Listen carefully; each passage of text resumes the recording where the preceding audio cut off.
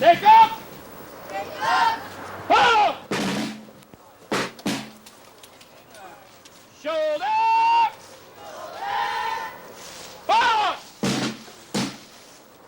Order! Forward! Shoulder!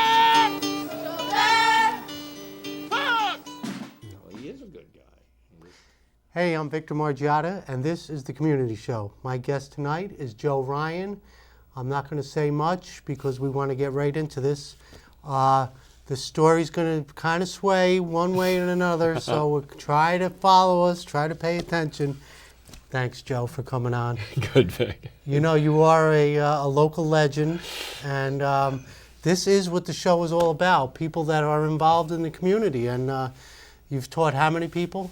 3,211. Though Frank Thomas says there is more, and maybe I have to defer to his expertise. So but what I vaguely remember, all right, and it's really funny. I even sometimes remember students' ranks. It's really different. Yeah. Well, I want to thank you for all the hard work you've done, and I know a lot of people out there appreciate everything you've done. And let's start off with a little Joe Ryan history. Tell us about yourself. What is a man from the Adirondacks doing in this beautiful community? Let's hear it. The true story is I went to school in Plattsburgh, and I was at the Outdoor Education Center working one summer, my summer job, and a teacher from Hendrick Hudson, Ellsworth Johnson, who was the head of the science department, was up there taking a course, and his family was with him. And struck up a friendship with him, and one evening I'm walking back, because I was on the staff there, and walking by their trailer, and his wife, who also worked in our school district, Marg, said, "Joe, want a beer?" And he offered me a Knickerbocker. So the rest is history. I ended up being coming down here, and they lived right next to Frank Thomas. And Frank Thomas, was the first principal of Blue Mountain Middle School, put it on the map, and he hired me, and I was part of the history. I didn't know I was going to stay down here 32 years, well, beyond that. I mean, I showed up in 1969 figuring, well, I'd get a couple of years, and then I dated everybody, every girl north of Albany except the Bears, and my father said, maybe you have better luck down there. So, but anyway, you end up here, and it was a wonderful decision. It worked out. What drew you to become a history teacher? What was the spark that got you? The spark, I guess, my folks, they were interested in history. My both of them were very interesting people. My mother was head nurse of the Waterford Arsenal during World War II. My dad was a Pearl Harbor survivor and 11 major sea battles after that. Wow. And then came out on the GI Bill like millions of other guys, and started college when I was 6 months old, and law school and all the rest of that stuff. So in the course of it, it was either going to be law or history. And so, and I was actually accepted at law school. Awesome. And I remember the morning I'd made my decision. I had already been teaching at Blue Mountain for 2 years when I at the law school and all that came on. And I decided that my dad loved the law and enjoyed history, and I loved history and enjoyed the law. So I became a history teacher, and I was in a great community and in a great school, and worked with the best, and we won all kinds of awards. And why? Because it was the right place at the right time. And it's neat that you've got this community show, because sometimes in the midst of the doom and gloom and all the other stuff that goes on, you kind of forget that you really live in a cool place. We do. I mean, you get on a steamboat dock some night and take a look at the river. I mean, I've been on the Rhine and the cruise boats and all, but hey, that's a pretty good view, okay? I mean, we ain't living poor, you know what I mean? Yeah. Just down from your family restaurant. So therefore, you get a little plug for you there. Thank By the way, you. the pizza's Paradise great. Restaurant. In case you didn't know that. The pizza's really good. Thanks. And so, and the cream puffs, but that's another story, the history of that. So I ended up here. And because Frank Thomas, who is, is still alive and lives up there on Seward Street, he believed in the team of teachers approach, and I worked with some great teachers, and we were allowed to do some fun stuff with kids. Excellent. We have a little clip, a video that you brought us, and it's actually an older video. Yeah, so I actually look young. You maybe. Look, yeah, you I look do. Fabulous. Yeah, oh yeah, yeah. 40 miles of bad road. No, I'm just kidding. So let's watch a little of that. A little video. Okay. You might wonder what kind of crazy person would want to become a teacher today. But the truth is, there is no more important job on the face of the earth. Now, we're always complaining about what's wrong with our kids, what's wrong with our schools, and more, what's wrong with our teachers. We entrust them with our children's future, but at the same time wonder, are there any great teachers left? The truth is, there are. So you get to relive history. You've done reenactments. You've done it with your students. If you had the chance to live in any part of history, where would you want to live? Probably right now, because the medical practices when I'm 71 years old, are Yeah, pretty good, so- Well, they said the food we eat's better, the water's better, so we're There's able a to whole live lot a of little things that, longer. of course, Yeah. the human situation, for at least for Americans, has certainly improved. Yes. But it's interesting because I happen to be a fortunate person in the sense that I spent a lot of time doing history, but I also spent some time living it. Yeah. And I'll relate this little tale to you. For 22 years, I was an adjunct professor at the College in New Rochelle, but I did living history courses, and I did 2 courses on wagon trains in Nebraska, right? Ooh. So the first time I'm out there, I've got like 25 teachers, and some of them brought their families. I brought 2 of my 3 children, and we're on a real wagon train. I mean, the horses, the wagons, the cow is behind the wagon, the chickens in the cages on the side of the wagon. We got horses, we're riding, we're walking, and all this. And the first night, we set our tents up and we're on the campfire. And the next morning, I get out of the tent. My kids get out of the tent. I grab a cup and I go over to the fire and I, get a cup of cowboy coffee. And I'm in a cavalry uniform. Plains. Got to be in the right uniform, right? Yeah. So I walk over and there's about 5 or 6 of the wagon drivers are leaning against their wagons and the horses aren't hooked up yet. But it's the morning camp, right? And I go, "Where's the cream for the coffee?" And they look at each other and they get this smirk. And they point to the cow. Well, I walk over and I squat down next to the cow and I milk it right in, nice and hard, right into the coffee. And their jaws drop. Well, they didn't realize that my grandfather owned a dairy farm, and as a kid, I'd handle horses and I'd learned to milk a cow by hand. Yeah, they had milking machines, but he said this is a skill you need to know. So I'm like a college professor and I was going to milk a cow by hand, right? Yeah. So, but as to answer your question, fair. All periods, certain periods are interesting. The Revolution, but it'd be tough. I mean, the Westchester was the killing ground. I mean, for you and I to be in Peekskill in the Revolutionary War, there were some times that you wouldn't want to be here, okay? And of course, the medical practices. I mean, right now, your average 12-year-old knows more about germ theory than doctors did back then. Yeah, right. It's so periods to be able to visit and then come back out of. Yeah, I wouldn't mind visiting and then be able to be transported back out. You say. Well, let's get transported into this video. So. All right. Okay. Putting students in an environment where they can experience the time period, the feelings of the historical situation you put them in. Hands-on, you are there. Whatever happens tonight, do your best. You got it? Keep control of your troops if you're alive. Keep control of them. In the beginning, the first year, I had some frustrations because I was confined, as I've often said, a 2x4 kind of teacher, the 2 covers of a textbook and the 4 walls of a classroom. And I was trying to convey how the American Revolution was fought. And what I did was I got a dozen kids in a parking lot with 2x4 muskets and the Pirates of Penzance uniforms and did it. But every year, my students and I learned together. And it just continued to grow and become more sophisticated and more historically accurate and more real. After preparing for months by studying every aspect of the Civil War, the kids get to time travel and spend 24 hours in the 19th century. Now they know about a march. They know what it's like to be out there slogging and keep going, guys, because you know what? There's no cab's going to take you anywhere. And when you want your meal, well, you make this huge stew and you eat it. You don't nuke it in the microwave. This is not Rambo does the Civil War. This is the way it happened historically, and we're going to do it right. If you are pretty good at creative financing, it doesn't take a lot of money. It takes some money. My students pay 25 cents a week dues. Out of that dues, he will be as equipped as best we can. I want to hear those commands. I think you could do it out in the plains of Nebraska. You can do it in the hills of California, because throughout America, we all study American history. You may not know it. That's some video. Well, what can I tell you? We come from, we have a wonderful community. Yeah. You know, a great school with great teachers, and privileged to be able to do it. Now, the hands-on is something the kids can't read out of a book, and the experience will last forever. Well, you and I have talked about you know, the 2x4 education, the 2 covers of a book and the 4 walls of the classroom. That works to a certain point.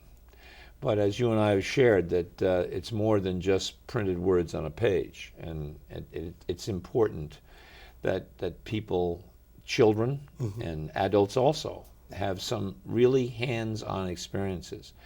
The virtual isn't the same. It really isn't. I mean, oh, I can do the virtual this. No, you can't. You can do all that, but it is a flat world then, and we don't live in a flat world. And I think it's important that students have these kinds of experiences, the full range. I mean, it's. I was at the gym not a year ago, and one of the staff came up to me and said, "You know, Mr. Ryan, we were at Ticonderoga. I saw a ghost." He said, "I didn't dare tell you." I said, "Well, I believe you," and there's a story about that. Because we're at Ticonderoga, and we're going to camp out for 3 days and 2 nights. Now, you're in full uniform. All you're allowed to bring is your sleeping bag and a pair of sweats to sleep in. You know, the students, on an average, and I'll never forget Becky Bernalini at the top of Mount Defiance. She's got a grenadier helmet on, and there's sweat pouring right down her face. Now, she marched 4 miles to the top of Mount Defiance. Okay, that's no kidding around. I mean, from the parade ground to the top. She turns to me and she says, "Now, Mr. Ryan, I know I can do anything." So the key is this experiential learning, and you really need to do it. And whether the same thing holds true right now, grandparents, parents, take the kids to some historic sites. Actually walk on the ground, have them be there, and leave the cell phone in the car, unless you're taking pictures with them. But the point is, unless you provide your grandchildren or your children with some real life experiences, hands-on, and not amusement park stuff, that's fine. Go have a great time.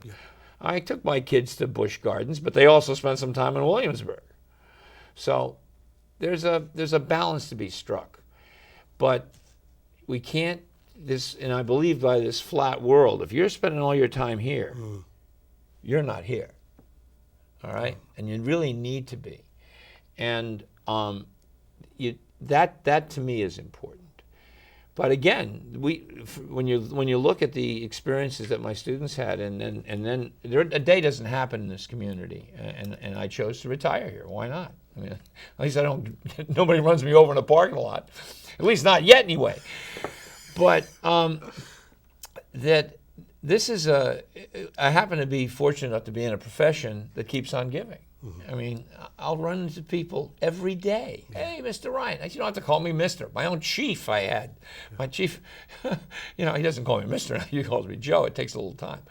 But it is so important, and I cannot emphasize it more, to give children, young people, yourself, some experience. We have wonderful historic sites in this area.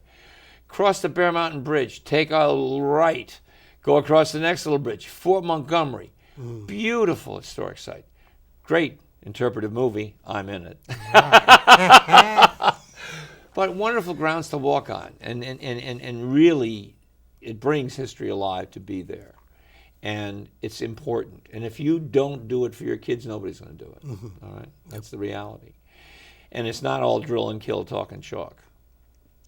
And you just can't say, okay, look at the PowerPoint, or look at this. That's fine to a certain point. But there's the story, and I'm sticking to it. That's beautiful.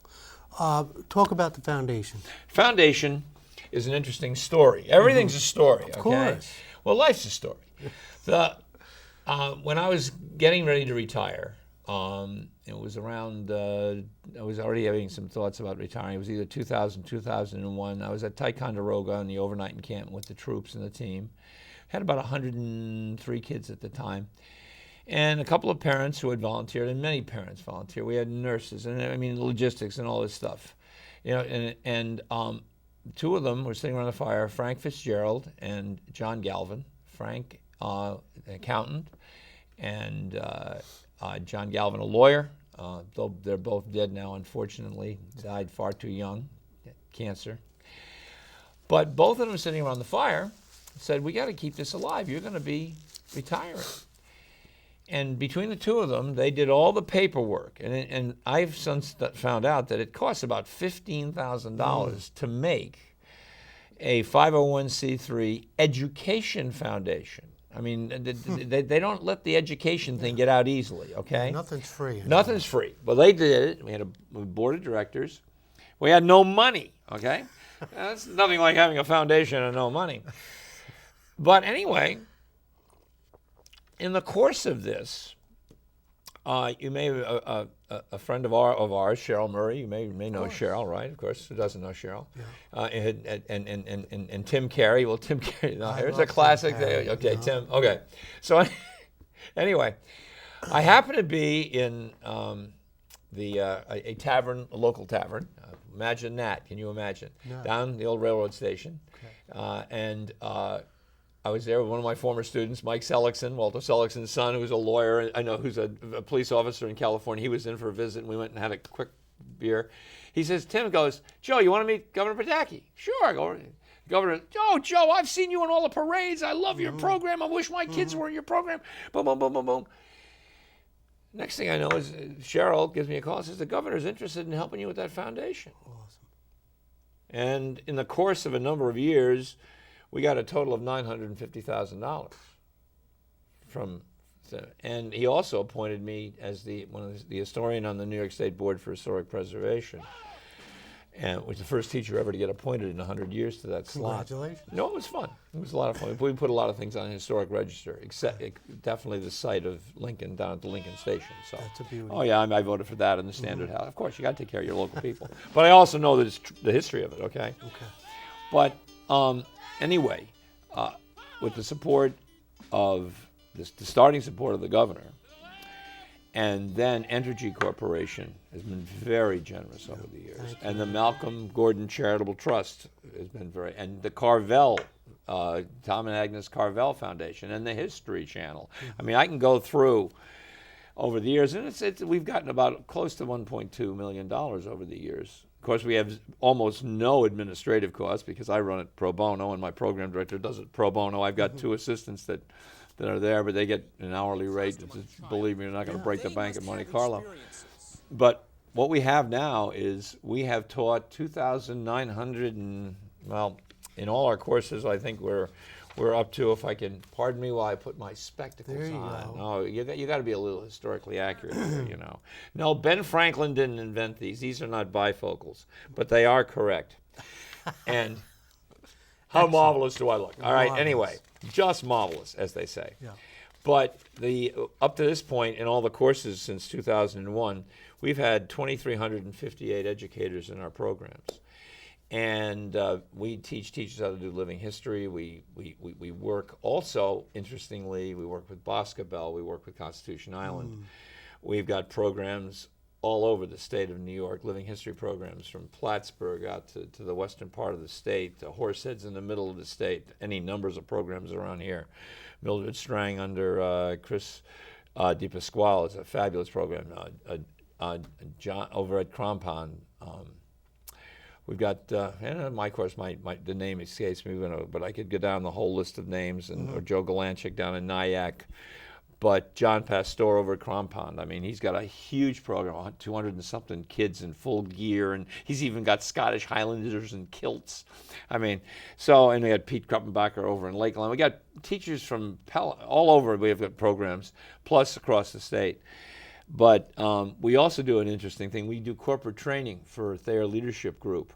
Now, this you're going to get a kick out of, and I hope your audience does too. I hope so. The first time Thayer Leadership Group over at West Point calls us and they say, We got 19 Chinese executives coming in for 2 weeks of training from this big corporate, a huge conglomerate. And we had proposed that we could take executives, I never thought Chinese. They came in, they had 19 Chinese executives, 2 Hong Kong simultaneous translators, a technician to keep the earpiece going, and we put them in a Revolutionary War camp for a day. Taught them how to drill, shoot brown bess muskets, work in a blacksmith shop, make cartridges. We just did a job on them. At the end, he had a competition. Who could load and fire so many shots in a minute? And there was this small, petite Chinese woman there was a mixture of men and women in this, but this one woman was particularly petite, and she was having a romp and really tough time with that brown bess musket. That weighs 11 pounds. It's got a 42-inch barrel. It's not really easy to handle, right? Gotcha. And she's having a bear with it. Well, at the end, we have this competition. She blows everybody away. And I find out she controls a $1 billion section of this conglomerate. We also had 40 executives from Canada. So we've done this a number of times for the Thayer Leadership Group. We've also done a number of staff development programs for Putnam Valley, for Clarkstown. And so we do a variety of things. Senator Murphy has been very supportive of our program. He's really helped us with the staff development piece, where we'll be able to go to a school district, such as Putt Valley. And it's an interesting staff development. Now, most of you, if you have never been in education, never know what staff development is like. Staff development for an educator is they let you have a day. Of course, you don't go anywhere. You're allowed to go to the auditorium, where somebody with a briefcase 50 miles from home comes down and gives you the sermon on high. That's staff development. Right. Okay. Well, my program director, Bill Winnicky, and I proposed to Senator Murphy that we might want to do this a little differently. And he said, okay. So he got some money for us. And what we did for Putt Valley, and this is very interesting, I just called Linda Puglise's office up and I said, Linda, I need to use the Riverfront Park. And she goes, great, go use the Riverfront Park. And so we had these Putnam Valley teachers come in for the day. They came to our headquarters in Buchanan. And then we outfitted them in period dress. We took them down to Riverfront Park, set up a camp. Wow. Right by Kings Ferry. They learned to load and fire muskets and drill, and then we took them down to our depot because the town provides us, the town of Cortland, again, thanks to, like Frank Farrell and Dr. Becker and the town board and all. We use a building down in Croton, Six Terrace Place, by the American Legion, above the American Legion, to store our gear, and we got everything from cider presses there and uniforms and et cetera. But, and then we lend them out to all the different schools to use. And it's really kind of fun. As a matter of fact, Monday last week, I and one of my math teachers were at East Ramapo. They did a whole Revolutionary War day over there in the thunder and lightning and all the other. Okay, the thunder's 4 miles away. We can go outside. And then we were down at White Plains for Tuesday and Wednesday. Every 7th grader in the White Plains school system went through a Civil War camp. We had a ball. I'm exhausted. I can't do this. Well, I can't. But so the foundation does a lot of stuff, and we're up in Plattsburgh with the War of 1812 and doing programs up there, and it's fun. But it all started at Blue Mountain. It all started, and here's the manual. And if you ever get a chance, this manual, I started writing it, and then I realized I'm not really the world's greatest writer. I'm somehow Stephen King didn't show up in Joe Ryan. But one of our board members, General Ray Bell, retired general from the United States Army and also the first head of PsyCops, which gives you some idea. Okay. Yeah. He put it together, and we actually made a manual on how to do living history. And it's all in here, everything, and it's all based on the experiences at Blue Mountain Middle School. And so that's what we're doing. And it's interesting. I don't know if this is appropriate to read something on your show. Yes. How much time do we have? Well, I don't know how much time we have, but I think this was done by Liz Skoski in 1999. And the reason I would like to read this is because this happened in Peekskill with her and her experience in living history. Now, you may or may not remember. I know you're not that old, Vic.